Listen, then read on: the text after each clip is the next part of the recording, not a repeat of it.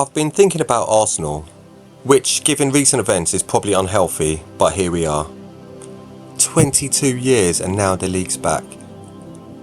And I did enjoy it, probably more than a man my age should publicly admit without some kind of supervision. But once the noise died down a bit, I stopped thinking about the trophy. I started thinking about Arsenal and what it actually is. There are people who will tell you that Arsenal are just a football club, which is fair enough. In the same way London is just a city, or family is just a collection of people who happen to share DNA, or a pub is just a building where common decency goes to die. I mean, yeah, technically it's correct, but it's completely missing the point. For a while now, Arsenal has stopped feeling like a football club. It has felt like something else entirely. It's a culture, a London culture. And if we've been bold enough to annoy strangers on the internet, it's maybe even the nation's foremost culture club. And of course, I'm not fucking claiming football invented multiculturalism, but Arsenal have always felt like the club that unintentionally reflected this the clearest. Clearer than any other club in the country. Back in the 80s and early 90s, you had that Arsenal side with a core of black players that, when lifted the titles in 89 and 91 season, already looked like the version of London most people were only just beginning to notice existed.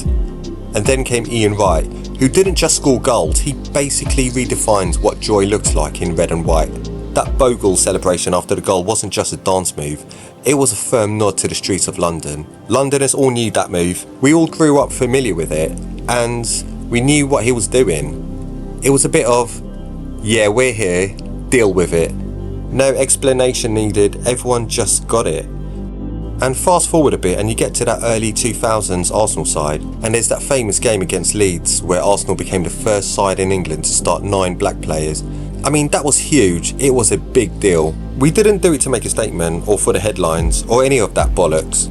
It was just a football team that resembled the streets and the people outside it.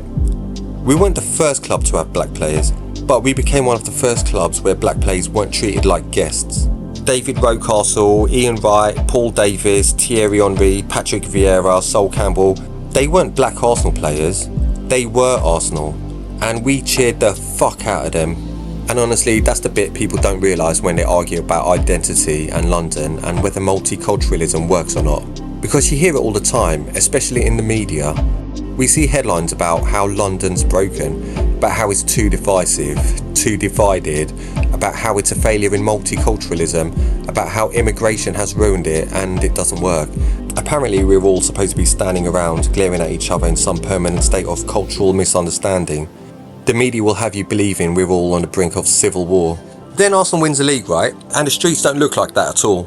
They look like something else entirely. They look like Nigeria and Ireland and Jamaica and Pakistan and Ghana and Poland and China and England all ended up on the same street, briefly forgetting that we're supposed to hate each other in the first place. You've got a Chinese bloke hugging a Ghanaian with a Pakistani woman screaming her lungs out, next to an Irish geezer who hasn't stopped crying since the final whistle.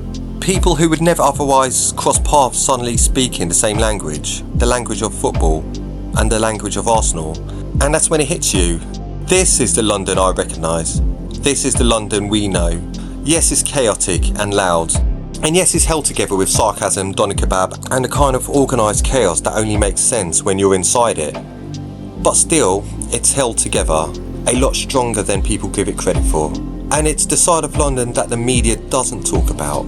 Arsenal have never just belonged to North London. It belongs to Lagos, to Mumbai, Kingston, New York, Beijing, to places where people might never set foot in Islington, but still feel like the streets are their own. It's not like that by design. It's something more accidental and more honest than that. People don't fall in love with Arsenal because of the trophies. Trophies, managers, players, and even entire eras, they all come and go. People fall in love with what it feels like to belong, regardless of your race or religion. And Arsenal, at their best, have always felt like belonging. Which brings me back to the question I can't quite shake.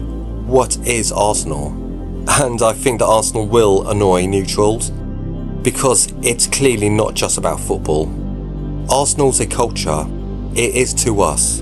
Because if you look at those celebrations, I'm sorry, but what you're really seeing isn't just sport. It's London. It's modern Britain. It's a version of the country that doesn't fit the narrative created by the media because they prefer everything falling apart. But what you actually see is millions of people from every background imaginable standing shoulder to shoulder, losing their minds over 11 men kicking a ball, which when you say it out loud is absolutely ridiculous, genuinely fucking absurd, and yet it fucking works. And maybe that's the point. Arsenal aren't just a football club, it's what happens when a team becomes the embodiment of an entire city. And for a brief moment, when we won the title, you see it clearly. Show me another football club in the country that can do that.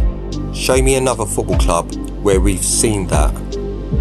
This is my London, this is our London, and Arsenal have always embodied the spirit of it.